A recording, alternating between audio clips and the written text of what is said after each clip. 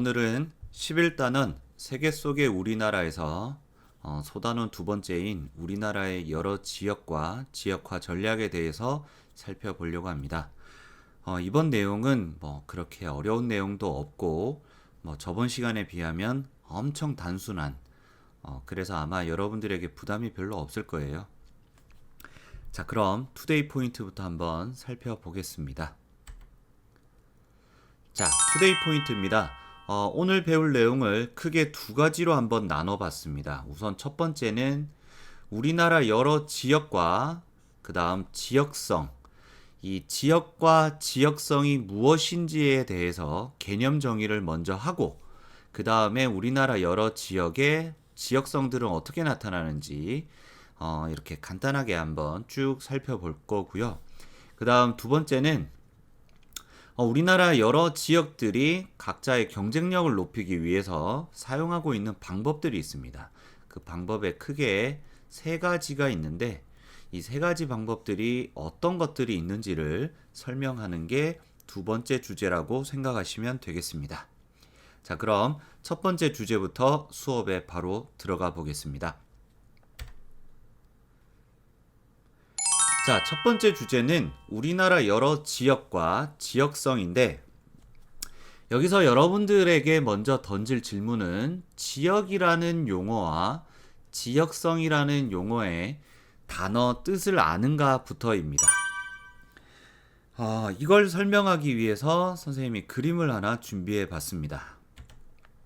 자, 여기에 그려진 이 사각형은 그냥 우리가 살고 있는 지구, 그냥 우리가 살고 있는 땅이라고 생각하시면 될 것 같습니다. 자, 이렇게 우리가 살고 있는 땅은 이렇게 연속되어 있고 끊어져 있는 공간이 아닙니다. 그러니까 어디서부터 어디까지 라고 어떤 범위를 얘기할 수 있는 그런 공간이 아니죠. 쪼개져 있지 않기 때문에. 자, 그런데 이렇게 한번 예를 들어볼게요. 자, 이렇게 연속된 공간에 이쪽 동네에는 파란색 나무들이 자라고 있습니다. 근데 이 옆 동네에는 갈색 나무들이 자라고 있습니다. 자, 그러면 이때 사람들은 이렇게 원래는 연속적으로 이어져 있는 이 세상, 이 지구를 이제 사람들은 이렇게 쪼개기 시작하죠. 분류하기 시작합니다. 근데 어떻게 분류를 하죠? 눈에 보이는 대로 공통된 특징, 공통된 특징이 보이죠. 어떤 특징들이 보인다는 거예요? 이쪽 동네에는 파란색 나무들이 있고 이쪽 동네에는 갈색 나무들이 있죠. 그래서 우리는 이렇게 나눈다는 거죠. 자, 파란색 나무가 자라고 있는 이 동네를 하나로 묶어서 예를 들면 파란색 나무가 자라고 있는 지역. 그리고 반대로 이쪽 갈색 나무들이 쭉 자라고 있는 이 동네를 공통된 특징이 뭐죠? 그쵸. 갈색 나무가 자라고 있는 지역. 자, 이처럼 우리는 연속된 세상을 어떤 공통된 특징에 의해서 이렇게 몇 개로 분류를 시키는데 우리는 이렇게 분류시킬 때 우리는 흔히 이런 말들을 쓰죠. 지역이라고.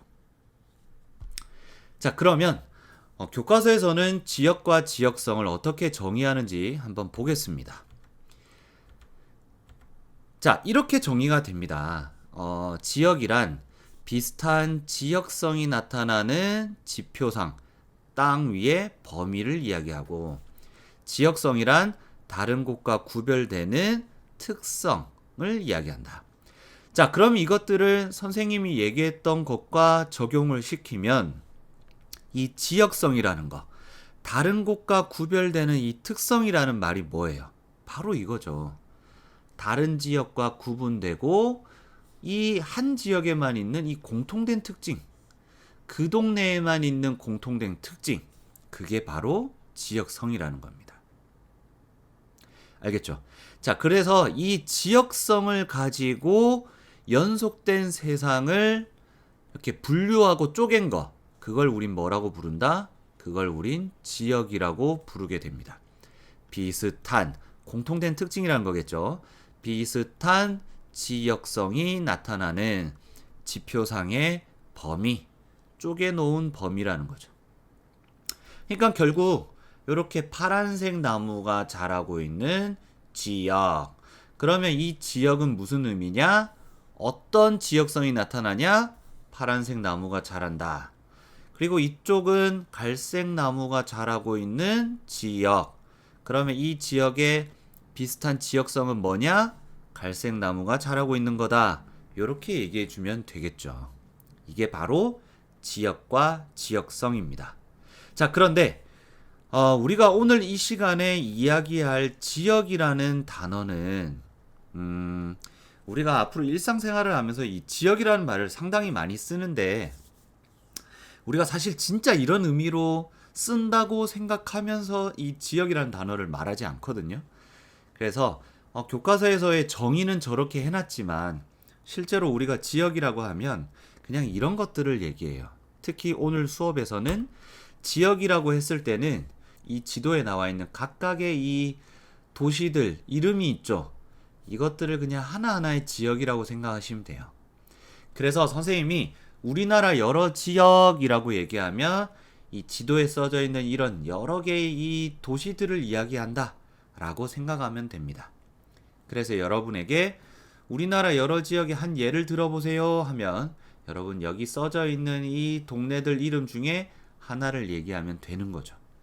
자, 그러면 우리나라 여러 지역들의 여러 지역들 여기 바로 지도에 나와 있죠.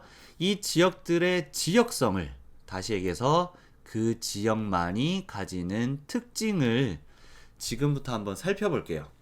자, 그래서 선생님이 우리나라 여러 지역들 중에 좀 자연 환경이 다른 지역에 비해서 아름답거나 특이하거나 화려한 동네를 몇 개 가져와 봤어요. 자, 우선 여기 첫 번째 사진은 자, 우리나라에 있는 산 중에 유명한 산 중에 하나입니다. 이게 어디냐면 바로 설악산입니다. 설악산 여러분 어디 있는지 아세요? 맞습니다. 여기에 보면 어디 있지? 속초. 하여튼 요 동네쯤에 쭉 분포하고 있습니다. 자, 그 다음에 이 사진은 이걸 우린 도담 삼봉이라고 합니다. 여기에 보면 요렇게 세 덩어리가 있죠. 요걸 우린 얘기하고 얘는 어디에 있냐면 단양에 있습니다. 그 다음에 요 세 번째 얘는 두물머리가 되겠죠. 두물머리가 뭐냐면 이게 참 쉽지 않은 동네예요. 이게 엄청 큰 강이 요렇게 하나 그리고 뭐 이쪽에서 또 하나 요런 식으로 해서 큰 두 개의 강 무슨 강이냐면 남한강 그리고 북한강 요 두 개가 만나서 한강이 되는 그 지점입니다. 그래서 이렇게 큰 두 개의 강이 만나는 동네가 그렇게 흔하지가 않대요. 그래서 여기가 드라마 촬영지로도 많이 쓰이는 그런 곳이었답니다. 근데 이 두물머리는 어디 있느냐? 양평에 있습니다. 그 다음에 네 번째, 우리는 이걸 한반도 지형이라고 많이 부르는데 지금 이 사진을 찍은 곳, 요곳이 이렇게 전망대가 있는 곳이에요. 여기 지금 이 사진을 찍은 이 사람이 위치한 곳이. 그래서 이곳에서 이 밑에 이 동네를 내려다보면 마치 우리나라처럼 생겼다는 거예요. 그래서 이걸 한반도 지형이라고 부르는데 이건 어디 있냐면 영월에 있습니다. 그래서 이 강은 동강입니다. 선생님도 여기 가봤는데 진짜 우리나라처럼 생겼어요. 되게 신기해요. 그래서 우리나라에 있는 이런 뭐 속초, 양평, 영월, 단양 같은 지역은 그 지역의 지역성이 자연환경이 아름답다. 이런 지역성을 나타내고 있습니다. 자, 그 다음에 자연환경과 대비되는 우리나라 여러 지역 중 어떤 특징, 지역성이 어떤 특징이 나타나는 동네를 볼 거냐면 자연환경과 대비되는 인문환경입니다. 자, 우선 첫 번째 여기는 해인사입니다. 해인사에는 8만 대장경 경판이 있죠. 어디 있느냐? 합천에 있죠.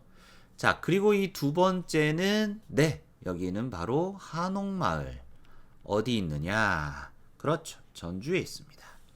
그리고 세 번째, 이건 경복궁. 그쵸. 당연히 우리나라 서울에 있습니다. 자, 이처럼 이렇게 인문환경이 유명하고 멋진 곳들이 존재하는 그런 특징을 나타내는 지역을 또 선생님이 몇 개 제시해 봤습니다. 자, 근데 이런 것 말고도 전 세계적으로 유네스코라는 국제연합 교육과학문화 이런 단체가 전 세계적으로 지켜야 되는 자연유산 혹은 문화유산을 지정을 합니다. 근데 우리나라에 몇 개가 여기에 지정이 되어 있어요. 자, 그런 것들에 뭐가 있냐면 세계 자연유산, 그러니까 자연환경을 지켜야 될 곳, 보존할 만한 가치가 있는 곳을 유네스코가 지정하는데 우리나라에서는 한라산, 그리고 또 제주도에 있는 성산일출봉 이런 것들, 그리고 제주도 근처에 있는 용암동굴들, 그런 것들을 우리나라에선 세계 자연유산에 지정이 되어 있고요. 그리고 세계문화유산에는 어떤 애들이 있냐면 요거 아시겠나요? 수원에 있는 화성입니다. 그리고 얘는 서울에 있는 종묘. 그리고 여기는 혹시 여러분 아시나요? 네, 힌트를 드리자면 경주고요. 이 마을의 이름은 양동마을이라고 합니다. 요런 동네들이 전 세계에서 보존하고 지켜야 될 세계문화유산으로 지정이 되어 있답니다. 알아두시면 좋겠네요. 자, 그럼 이제 두 번째 주제로 넘어와서 자, 우리나라 이 여러 지역들은 이처럼 다양한 그 지역만의 공통된 특징, 지역성을 가지고 있는데 이 우리나라의 여러 지역들은 이 지역성들을 내세우거나 아니면 이것을 활용해서 자기 지역의 경쟁력, 뭐 잘 살아보자는 거겠죠. 이 경쟁력을 높이는 방법들을 생각합니다. 그래서 우리는 이러한 방법을 우리 모두 지역화 전략이라고 부르는데요.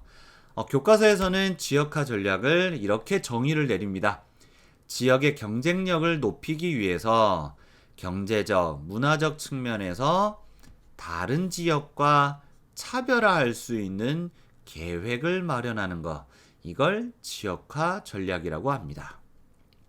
너무 길죠, 여러분? 그래서 결국 지역화 전략은 이 지역의 경쟁력을 높이는 방법을 이야기한다라고 생각하시면 되고, 그럼 이러한 방법은 어떤 걸 이용하느냐? 다른 지역과 차별화되는 특징. 다시 얘기해서 지역성을 활용한다라고 생각하시면 됩니다. 그럼 다시 정리해 볼게요. 지역화 전략은 지역의 경쟁력을 높이기 위해서 지역성을 활용하는 방법을 이야기한다 라고 생각하시면 됩니다.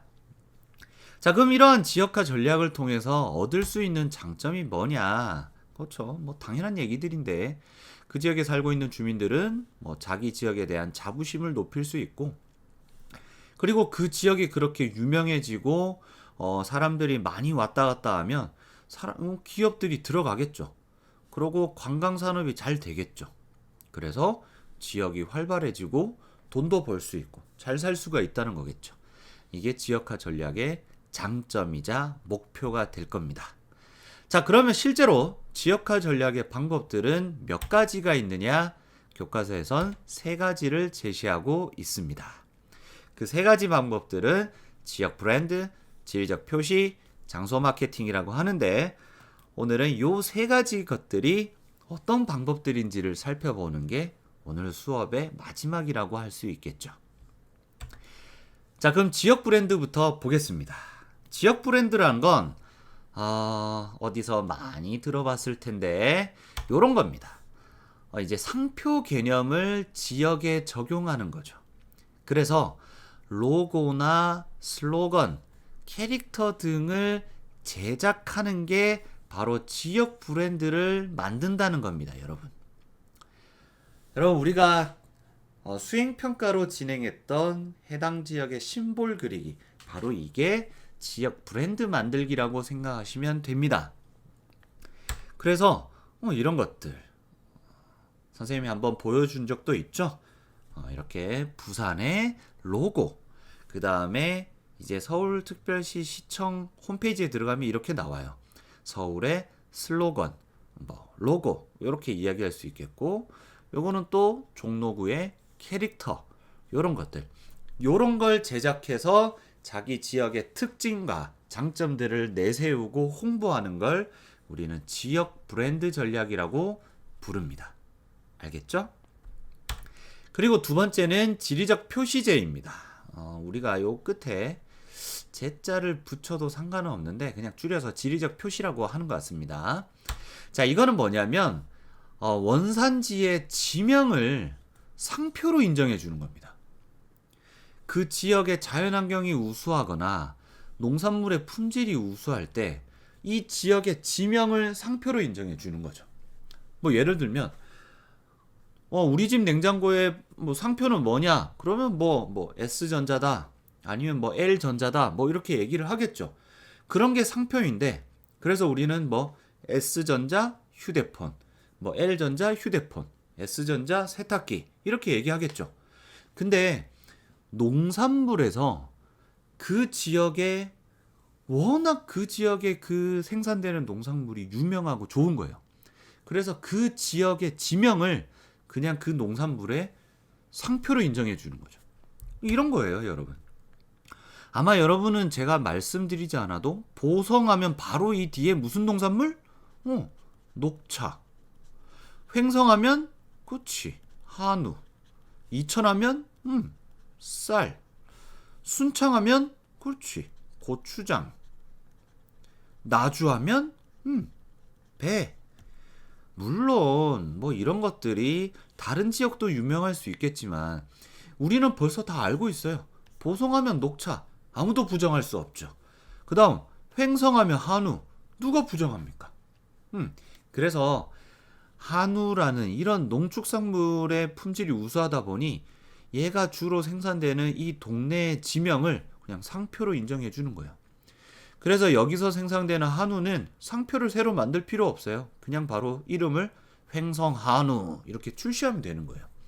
이게 바로 이제 지리적 표시다 라고 얘기하시면 됩니다. 자, 그 다음 마지막은 장소 마케팅인데 글자 그대로입니다.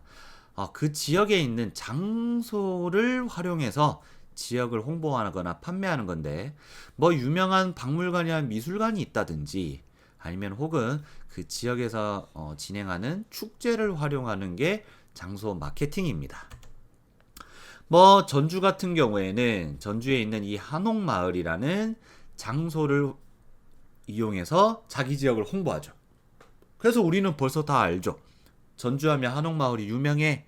그래서 한옥마을 앞에 먹거리도 많잖아요. 그 다음에 전라남도 한평에 가면 나비대축제라고 해서 이 지역 축제를 활용해서 자기 지역을 마케팅, 홍보합니다.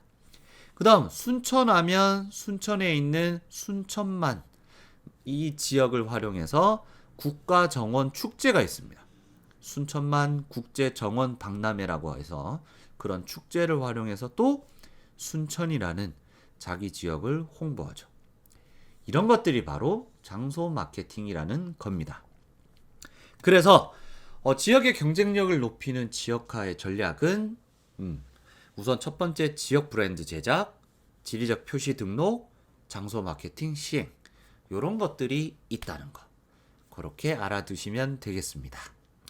자, 오늘 우리가 배울 11단원의 소단원 2, 우리나라의 여러 지역과 지역화 전략은 여기까지가 수업 내용입니다. 오늘도 여러분 고생 많으셨고 다음 시간에 또 다른 주제로 찾아오겠습니다. 자, 그럼 여러분 안녕.